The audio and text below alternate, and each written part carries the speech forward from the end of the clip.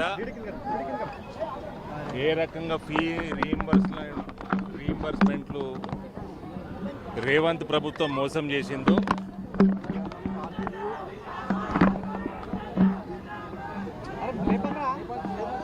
యువబేరీ కార్యక్రమం చేపట్టి మొత్తం రాష్ట్ర వ్యాప్తంగా ఇందూరు గడ్డ ఇవాళ రేవంత్ ప్రభుత్వం కూల్చడానికి పునాది వేసింది. ఇవాళ ఎన్ని మోసాలు చేసిండు రేవంత్ రెడ్డి. 12,000 కోట్ల బకాయిలు ఉంటే ఈయననే ఇదే ముఖ్యమంత్రి కాంగ్రెస్ పార్టీ అధ్యక్షుడు ఉండగా ఎంత ఉతికారేసిండో కేసీఆర్ని ఇదే విషయం మీద మనందరికి తెలుసు. ఒకటే పెన్ స్ట్రోక్ తోటి ముఖ్యమంత్రి కాగానే ఒకటే పెన్ స్ట్రోక్ తోటి ఫీ రీఎంబర్స్మెంట్లు మొత్తం మాఫీ చేస్తాం, ఇన్కమ్ స్లాబ్ పెంచుతాం, సో దాట్ ఇంకా ఎక్కువ మంది ఫీ రీఎంబర్స్మెంట్కి ఎలిజిబిలిటీ అవుతారు అని చెప్పి, ఇంకా అదేందో వాళ్ళ 5 లక్షల రూపాయల విద్యా భరోసా కార్డు, అది హాస్టల్ ఫీజు కూడా ఇస్తాం, ట్యూషన్ ఫీజే కాదు ఫీ రీఎంబర్స్మెంట్ ట్యూషన్ ఫీజు కోసం ఉంటుండే అది కూడా ఇస్తాం, అమ్మాయిలు చదువుకున్న గ్రాడ్యుయేట్లు అయిన వాళ్ళకి స్కూటీలు ఇస్తాం, మంచి ర్యాంకులు వస్తే ల్యాప్టాప్లు ఇస్తాం.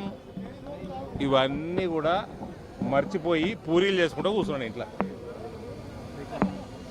ఇది ఆ మెస్సీని పిలిపించుకొని ఫుట్బాల్ ఆడినట్టు ఇవాళ తెలంగాణ విద్యార్థులందరితోటి వాళ్ళ భవిష్యత్తుతోటి తద్వారా తెలంగాణ భవిష్యత్తుతోటి అంధకారంలోకి నెట్టడానికి ఫుట్బాల్ ఆడుతున్నారు వీళ్ళందరి జీవితాలతోటి. రేవంత్కి ఒక్క నిమిషము ముఖ్యమంత్రిగా ఉండడానికి అనర్హుడు.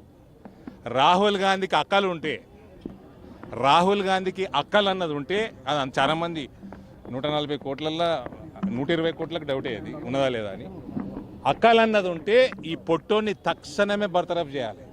ఇంకా సిద్ధిరామయ్యనే చేసిన అంత పెద్ద నాయకుడిని అంత పెద్ద రాష్ట్రంలో కాంగ్రెస్ పార్టీని నట్టేట ముంచుతున్నాడు, ప్రభుత్వాన్ని నట్టేట ముంచుతున్నాడు, తెలంగాణ ప్రజల్ని అంధకారంలోకి దోస్తున్నాడు. ఇటువంటి మనిషిని మీరు ముఖ్యమంత్రిగా పెట్టుకుంటే మీకు మీ పార్టీ అతపాతాలోకానికి పోతుంది, కొన్ని దశాబ్దాలు మళ్ళీ పైకి రాదు. రాహుల్ గాంధీ మేలుకో, నీకు అక్కలు ఉంటే ఈ పొట్టోని తక్షణమే బర్తరఫ్ చేయి. నువ్వు చేసిన వాగ్దానం అశోక్ నగర్లో సిటీ సెంట్రల్ లైబ్రరీలో రాహుల్ గాంధీ చేసిన వాగ్దానాన్ని ఇంప్లిమెంట్ చేయండి.